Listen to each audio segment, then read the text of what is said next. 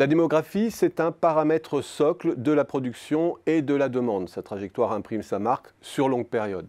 Les changements de régime en la matière ont un impact économique lourd, souvent déstabilisant, et l'Europe est dans un de ces moments de son histoire. La zone euro, prise globalement, c'est d'abord un espace qui est entré depuis 2008 dans une zone de décélération de sa population, laquelle s'affirmera dans les 2 décennies à venir, pour virer au léger déclin à horizon 2040-2050.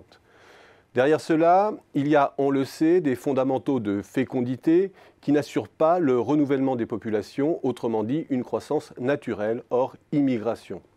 Cela veut dire que le dynamisme du grand marché est plombé à la base et que les entreprises de la zone seront toujours plus enclines à rechercher leurs débouchés en dehors de l'espace européen. C'est ensuite une zone dont la structure par âge se modifie profondément, de façon attendue certes. Mais maintenant, on est dans le dur de cette recomposition, avec une montée accélérée des classes en âge de retraite. Un socle de jeunes en phase d'éducation relativement stable et avec pour pendant une forte rétraction de la part de la population en âge de travailler. Cette recomposition a d'abord un effet puissant sur la structure de la consommation, avec une montée en puissance toujours plus affirmée des besoins liés à la santé et à la dépendance, ou encore des services liés à la personne. Des systèmes de production ancrés sur le territoire et relativement peu exportables.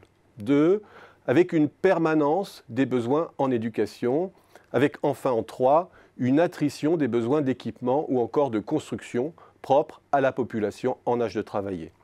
Ce sont des tendances déjà engagées, mais qui vont s'affirmer toujours plus et structurer l'offre, avec un fort intérêt des secteurs du bâtiment, par exemple, à investir les champs de la rénovation, notamment énergétique. Autre problématique commune aux pays de la zone euro, une tendance au recul du réservoir de main-d'œuvre en âge de travailler, donc, qui pèsera négativement sur le PIB et intensifiera la question des pénuries sur le marché du travail. Et bien sûr, avec pour effet collatéral une exacerbation de la question du financement de la dépendance et des retraites, que l'on peut visualiser à travers le ratio des 15-64 ans ou 20-64 ans à la population senior, qui atteindra son plancher vers 2040-2050, mais dont la représentation en variation fait ressortir que l'accélération de l'histoire, c'est maintenant, entre 2018 et 2030 notamment.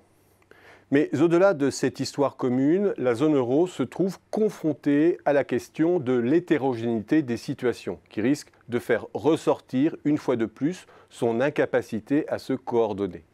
Cette hétérogénéité est déjà perceptible dans le taux de fécondité, variable décisive de l'accroissement naturel des populations, avec les fondamentaux très détériorés du sud de l'Europe, ceux des PECO aussi, dans et en dehors de la zone, l'Allemagne en position médiane, la France enfin en proue de l'Europe. Sans passer en revue l'ensemble des grandeurs démographiques, cette hétérogénéité est manifeste lorsque l'on scrute la variation prévisible de la population en âge de travailler dans les 10 ans à venir. C'est dans les PECO que le recul sera le plus prononcé. Autrement dit, l'attrition du réservoir de main-d'œuvre allemand est aggravée par celui de son hinterland, lieu privilégié de la sous-traitance. Le problème est aussi particulièrement aigu en Grèce ou au Portugal.